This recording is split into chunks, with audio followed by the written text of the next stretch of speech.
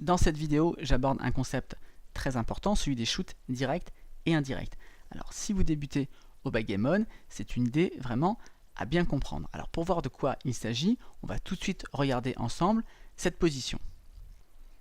Alors, nous jouons avec les blancs, on est plutôt bien parti, il ne nous reste plus que 2 hommes à ramener dans notre board intérieur. Par contre, on a noir qui est ancré sur notre point 5, ici, qui nous attend, et qui a un board fermé.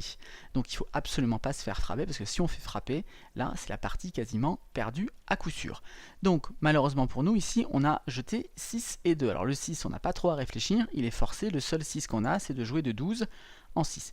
Et après, il nous reste un 2. Et donc la mauvaise nouvelle, c'est que quel que soit l'endroit où on joue le 2 sur le board, eh bien, on va être obligé de laisser une frappe potentielle pour noir. On va avoir ici un homme isolé, c'est ce qu'on appelle un blot au backgammon. Et donc, la question qu'on va se poser ici, c'est où jouer notre 2. Est-ce qu'on le joue de 12 en 10 ou est-ce qu'on va plutôt le jouer à l'intérieur de notre board? Évidemment, ce qui va guider notre réflexion, c'est comment faire pour que les noirs aient le minimum de chances de nous frapper. Puisque, encore une fois, si on se fait frapper, la partie est perdue.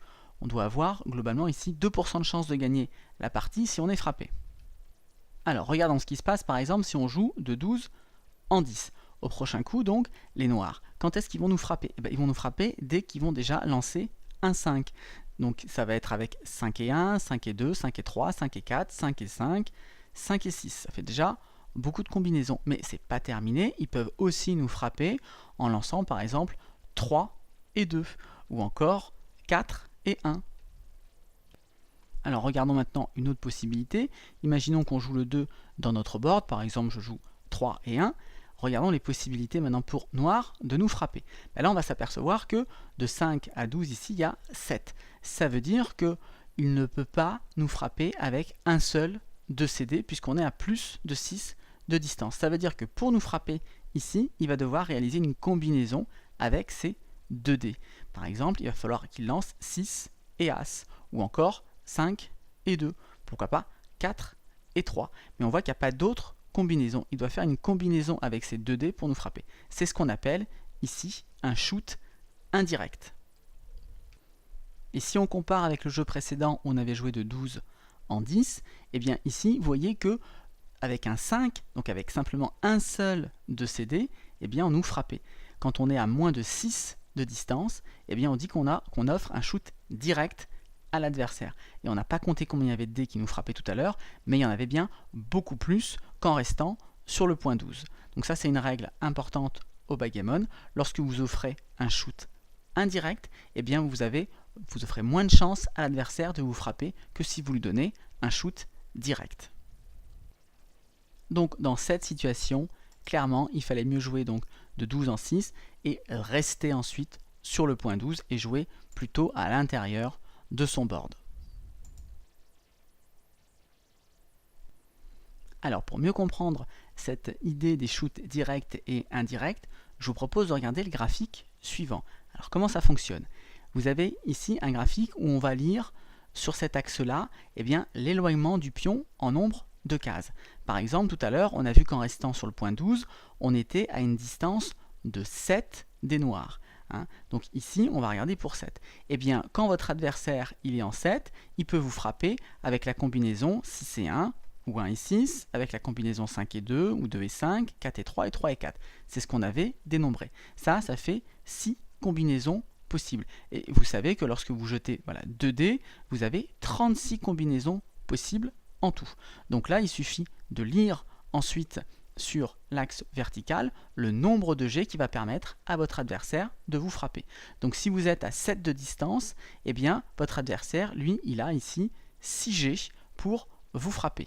Et vous avez ici en haut le pourcentage. Donc 6 jets sur 36, ça correspond donc à 16,67% à peu près.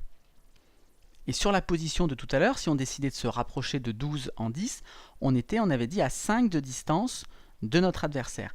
Et bien quand on est à 5 de distance de notre adversaire, cette fois-ci, tout à l'heure, là on laissait un shoot indirect, et bien quand on est à 5 de distance, on laisse un shoot direct. Donc il y avait tous les jets qui contiennent un 5, on les avait rappelés, donc 6 et 5, 4 et 5, 3 et 5, 2 et 5, 1 et 5, évidemment 5 et 6, etc., 5 et 5, plus on avait dit aussi 4 et 1, 1 et 4, 3 et 2 et 2 et 3. Et bien ça fait un total de 15 G.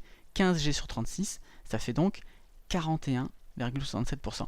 Donc regardez, la différence, elle est énorme. Là, il y a 25% d'écart. Donc sur ce graphique, maintenant, il y a quelque chose qui apparaît clairement. Dès que vous avez un shoot direct pour votre adversaire, c'est-à-dire que vous êtes à 1, 2, 3, 4, 5 ou 6 de distance de lui, eh bien, vous voyez que vous avez une probabilité assez importante d'être frappé. Ça va de 30 à 47%. Mais l'idée importante, c'est que lorsque vous avez un shoot direct, ici, vous avez toujours beaucoup plus de chances de vous faire frapper que si vous laissez un shoot indirect. Donc un shoot indirect, ça va être à partir de 7 de distance. Vous voyez que quel que soit le shoot indirect que vous avez laissé, eh bien vous avez moins de chances d'être frappé que sur n'importe lequel des shoots directs. Donc ça, c'est vraiment la première idée vraiment importante.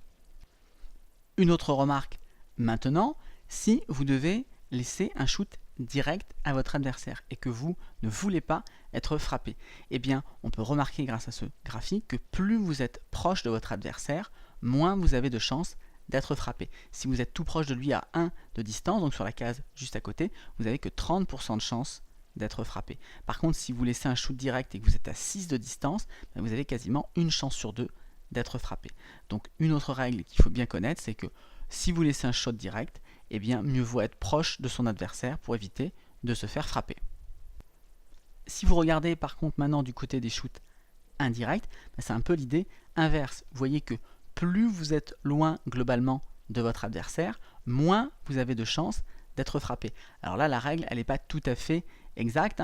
Déjà en 7 et en 8, vous avez autant de chances d'être frappé. Alors après, ça diminue, mais par exemple en 12, vous avez plus de chances d'être frappé qu'en 11. Et puis ensuite, la règle n'est pas tout à fait exacte sur la fin, puisqu'il y a des distances auxquelles vous ne pouvez pas être frappé. Si vous êtes à 13 de distance, eh bien, il n'y a aucune combinaison qui va donner 13. Si vous êtes à 17 ou 19 de distance, il n'y a aucune combinaison qui permet d'être frappé. Donc là, vous êtes en sécurité. Mais voilà, si vous êtes loin, en 15, 16, 18, 20, 24, voilà, vous avez très peu de chances d'être frappé.